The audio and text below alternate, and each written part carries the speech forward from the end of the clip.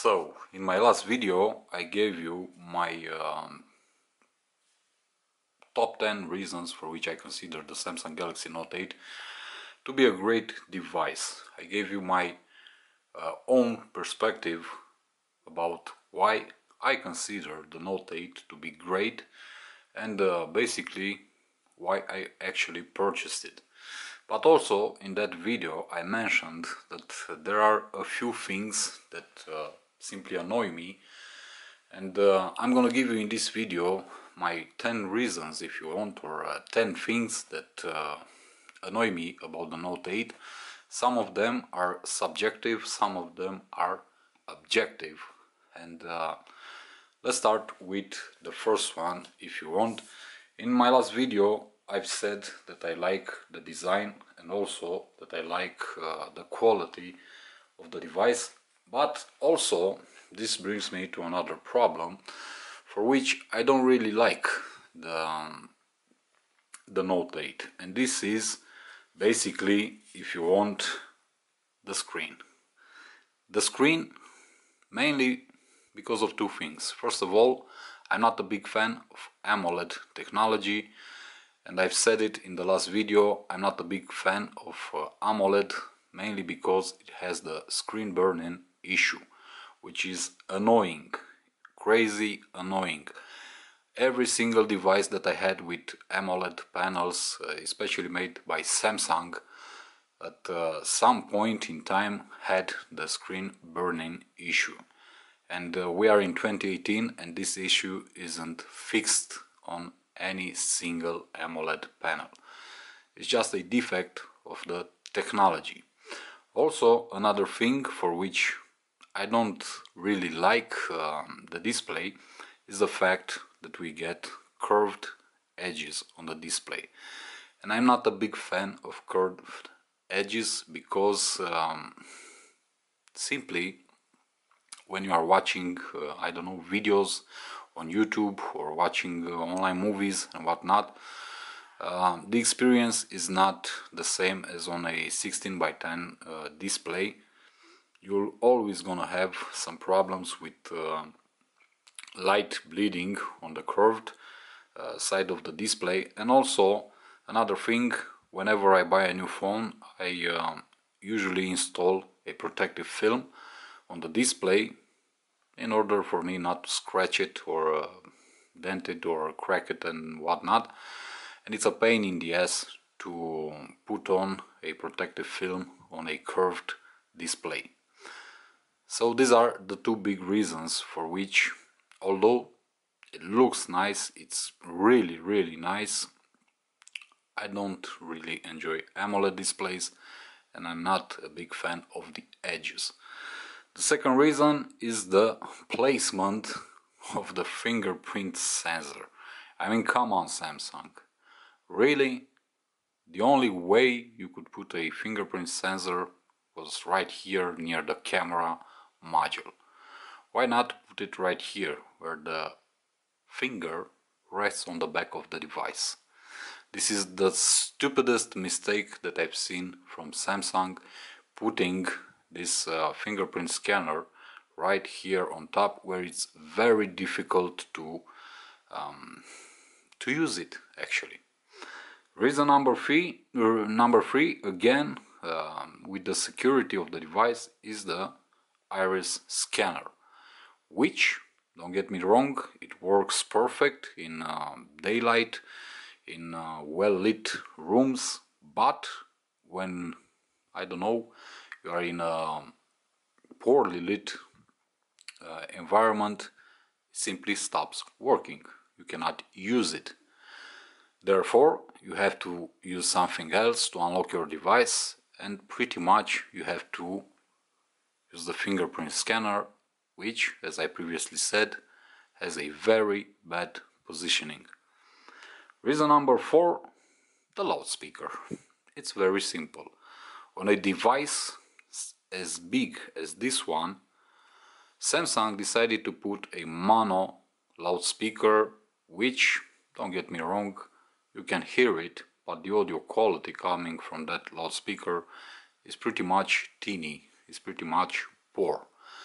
I would not consider it to be worthy of a flagship, especially a flagship like Note 8.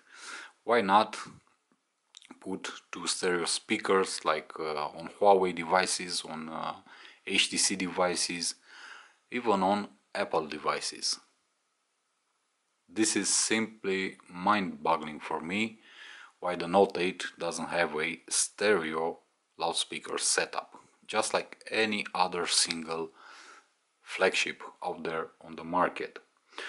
Reason number 5, the size of this device, the sheer size of this device, because the Note 8 is not a small device. Okay, this is a phablet, we already know this, but it's very hard to manage this device with one hand, and especially if you want to use the display, to use the shortcuts that come here on the notification bar and what not. Due to the 18.5 by 9 aspect ratio of this device, it's pretty much impossible to use it to access the notification panel and all the settings panel up there. It's not a problem to use it like this, but the sheer size of the device does affect the overall experience, and you always have to be I don't know on guard when using this device, not to drop it, not because it's also very slippery, because it's made out of glass and it's very slippery, and I highly recommend that you get a protective case. Basically, the overall experience gets a bit ruined due to the sheer size of the device. I've seen similar devices with pretty much similar display sizes that manage a lot better in hand. Next reason up is battery.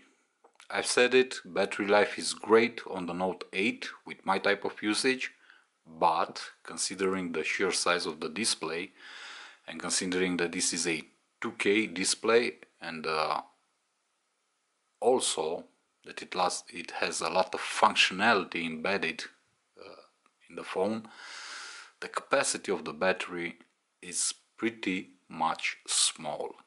I mean, 3300 mAh battery inside is pretty small for a device like this, for a powerhouse device like this, considering the fact that two years ago the S7 Edge came with a smaller display, and yet it had a 3600 mAh battery inside.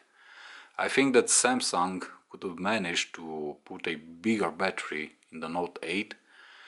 I understand they were afraid after the Note 7 fiasco, but still Huawei is putting inside 4000 mAh batteries on devices with similar screens, and also feature packed. So I don't know why Samsung doesn't follow the trend. Next reason up is this stupid button right here, and this is the Bixby button. And the biggest problem with this button, besides the fact that it doesn't do anything functional for you as a user, is the fact that you cannot remap it.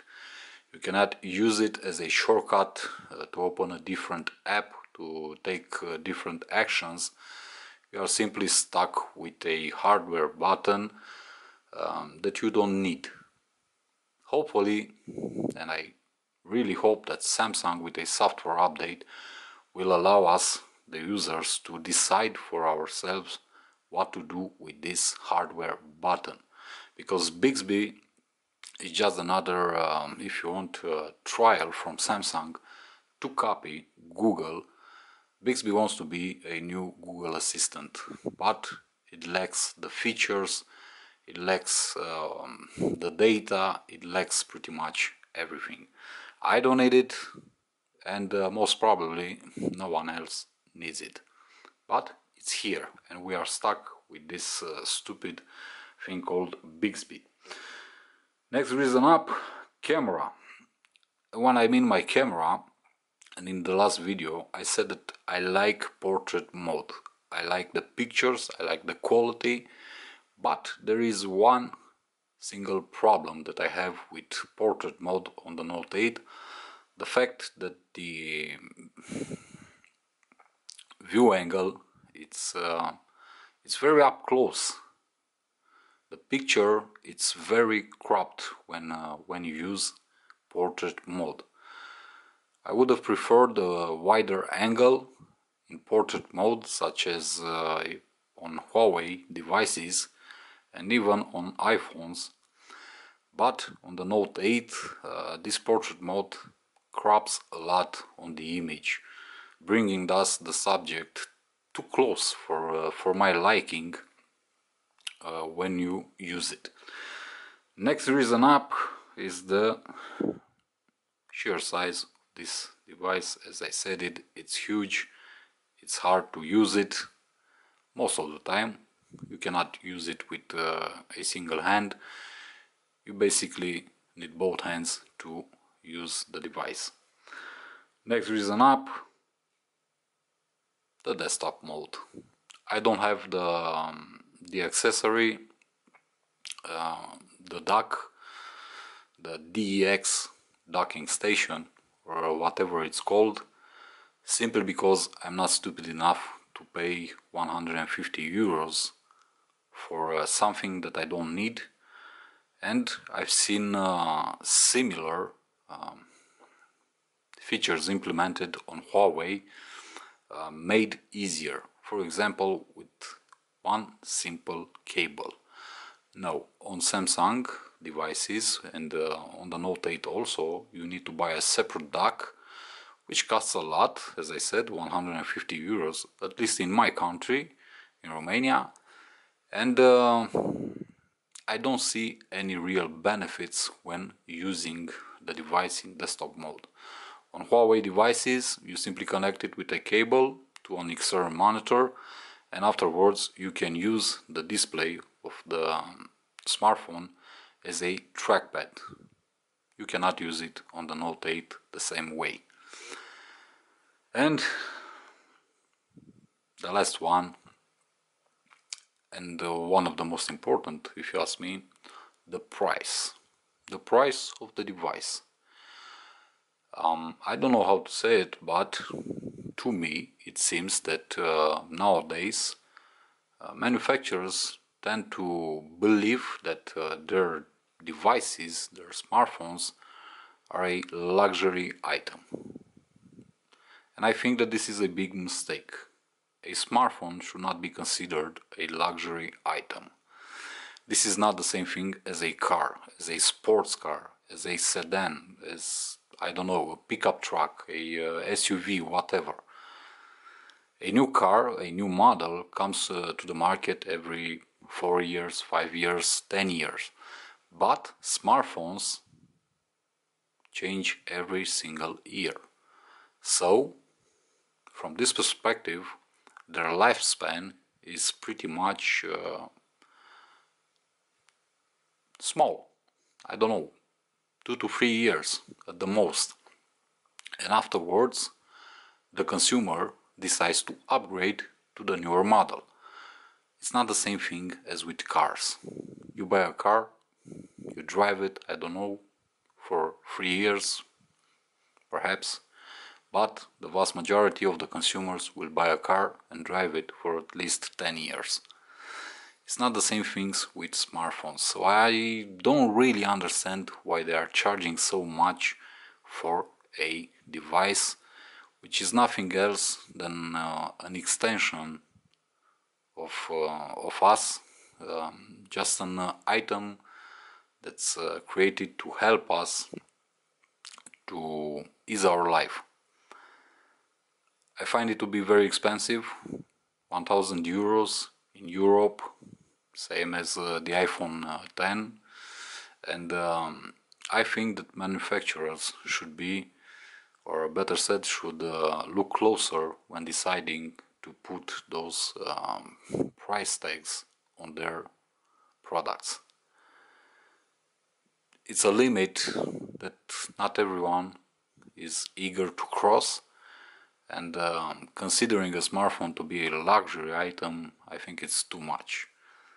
It's too much, especially that people are not willing to pay as much as they want, and also because the competition, a lot of Chinese manufacturers, and not only, come from behind with similar products, almost similar products in terms of performance, of features, of design, of materials, of build quality and whatnot, and they sell their devices for half the price. And what I mean by this, OnePlus, for example, with OnePlus 5T, also Oppo, Huawei may fall in this category also, because they have a lot of great devices that are very cheap, and I don't know. Samsung and Apple are trying to separate themselves from the rest of the pack. I don't know, they are trying to be like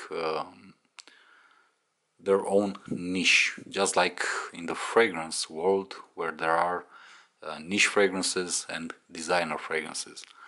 So pretty much Samsung and Apple are trying to be those niche smartphones, or if you want, niche products, which I don't really agree with. These are the 10 things that, let's say, bother me about the Note 8. 10 things that I consider that don't make a good image for the Note 8. But as I said, these are personal reasons. You don't have to agree with me. I'm simply giving you my own perspective as a real consumer, as a person who bought this device for his own usage, and I'm trying to give you my honest opinion about the device. Don't get me wrong, I really like the Note 8, otherwise I wouldn't have bought it, but as always, there isn't such thing as a perfect thing, especially when we are talking about smartphones. This is it. Thank you for watching this video also. See you in the next one. Until then, as always, my friends, be safe, be good.